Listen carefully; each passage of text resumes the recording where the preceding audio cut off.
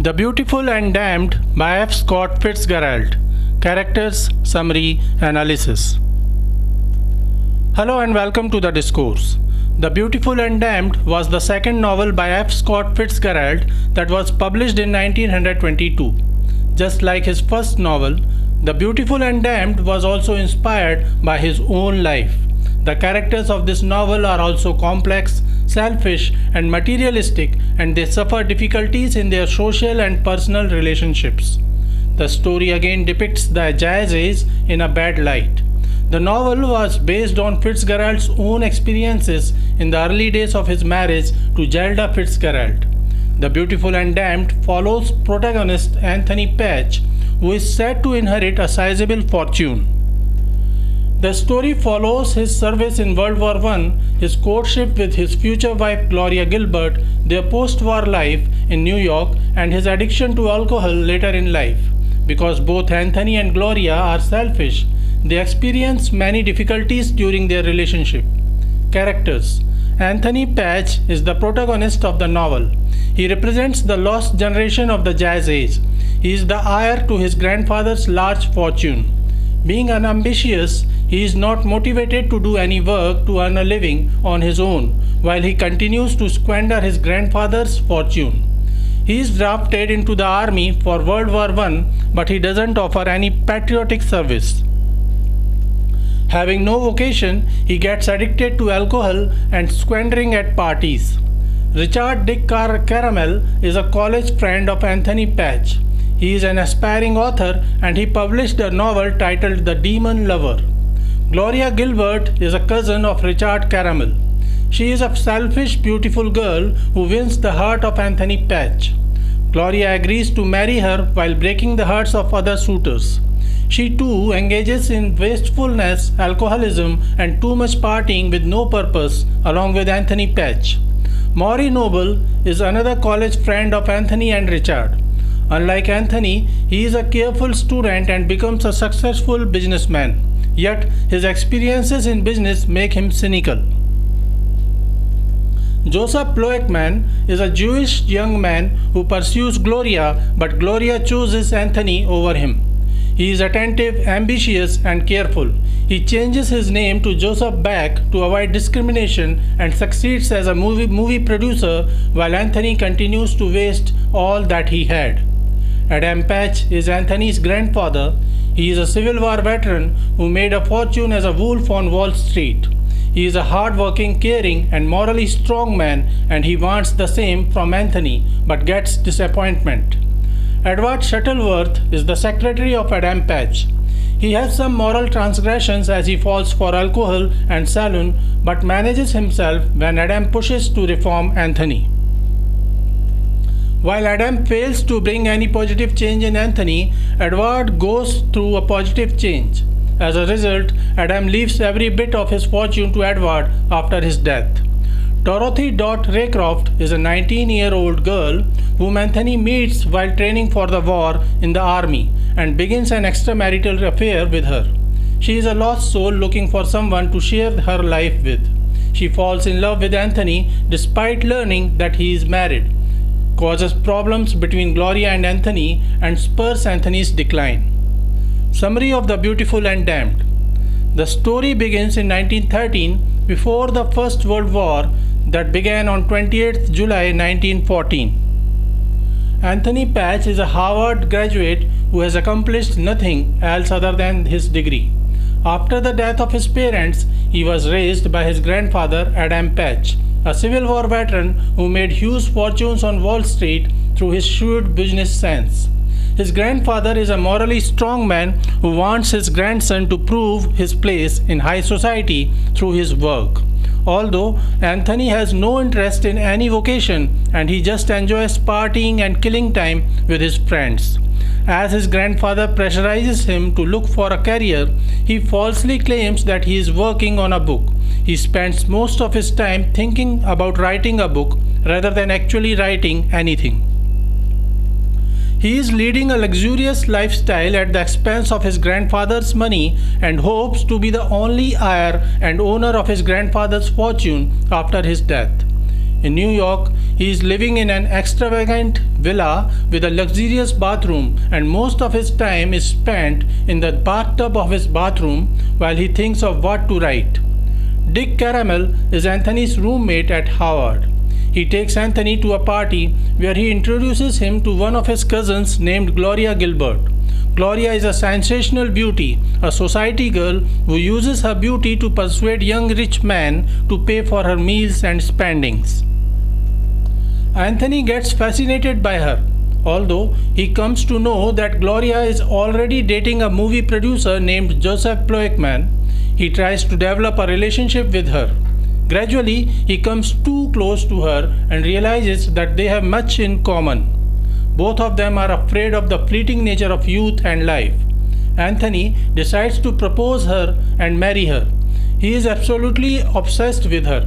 When he proposes to her and says that he wants to marry her, she immediately accepts while rebuffing Bloeckman. Before their marriage, Anthony faces some second thoughts.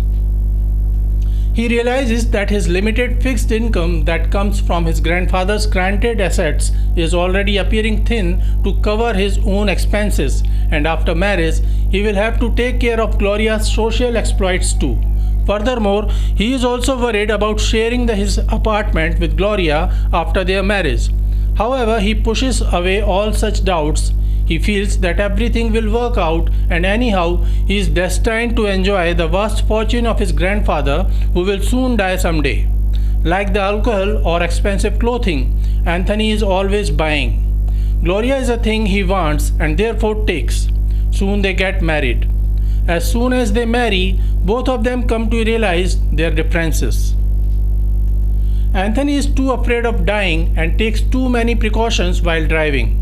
Gloria can't stand this kind of behavior and thinks it makes Anthony seem cowardly. On the other hand, Anthony expects Gloria to take care of his household chores, as that would save some money of his. But Gloria straightforwardly denies undertaking any domestic activities whatsoever. Gloria realizes that she doesn't like Anthony's large city apartment that much, while Anthony considers it his safe haven. Gloria forces Anthony to take a big villa in country, and despite his initial refusal, Anthony accedes to her demand and takes home on rent. However, Anthony likes to live in his city apartment and hence refuses to give up his apartment for rent. As a result, his expenses further stretch to unmanageable limits. Both of them continue to live extravagant life that they cannot financially afford. Soon they discover that the only way to avoid arguing and worrying about their financial debacles is to throw extravagant parties with their friends and drown themselves in alcohol. Socially, Anthony and Gloria become enormously popular because they continue to throw parties. On the other hand, they realize that they are being alienated by their friends, as their friends are trying to settle in life, working hard and earning and saving money. Everything comes crashing down when Anthony's grandfather, a strong proponent of prohibition, shows up unannounced at the country house during one of the parties. Disgusted by Anthony's indulgence in alcohol, Adam Patch disinherits his grandson and replaces him in his will with his secretary Shuttleworth. This is revealed upon his death, which occurs shortly after he changes the beneficiary of his estate. When Anthony and Gloria come to know about this, instead of controlling their expenditures, they decide to cash in all their bonds while continuing to waste whatever little money they have. While both of them depend on each other, they find each other irritating. At the same time, Anthony gets a draft to join the army for the First World War. Both Gloria and Anthony enjoy this enforced separation. Anthony begins an affair with a woman named Dorothy Raycroft, but feels horribly guilty about it as soon as the affair starts. Anthony is a terrible soldier, but before he is deployed, the war comes to an end. He is excited to return home to Gloria, who has missed him too, but soon their old pattern returns and they are unhappy all over again. Gloria has always dreamed of becoming an actress. She thinks that if she becomes an actress, it will resolve their financial issues. She married Anthony while refusing Bloeckman's proposal, who is a movie producer. She contacts him and asks a favor from him to get a screen test. At the screen test, she learns that she is considered too old to be a leading lady. She is 30 but feels as if her life is over. She prepares herself for death. The only glimmer of hope for her is the lawsuit that she and Anthony have filed against Shuttleworth to get Anthony's grandfather's fortune back. She proposes to go to Europe and die there. Anthony suggests that they can stay in America while taking some loans from their friends and wait for the result of the lawsuit. Anthony decides to meet his estranged best friend Maury Noble, who has now settled as a successful businessman. When he meets Maury Noble, he gets drunk and Maury doesn't even let him have a chance to ask for a loan. Anthony gets too irritated. At the same time, he sees Bloeckman, who is drinking in a very elite drinking club. They get into a fist fight and Anthony is thrown out. A passerby puts him into a taxi, but the driver ejects him from the cab because he has no money to pay the fare. Anthony is overwhelmed by the changing situations. He used to be a prospective heir of one of the richest persons in the US, and now he is almost penniless. Anthony stumbles home and reflects that he does not even feel drunk anymore, simply frenzied. Anthony descends quickly into life-altering alcoholism. He rarely leaves the house and does not even go to the courthouse with Gloria to hear the verdict of their lawsuit. Dorothy visits New York to look for Anthony.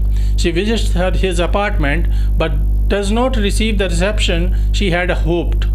Anthony is too drunk to process the surprise visit and throws a chair at Dorothy before passing out.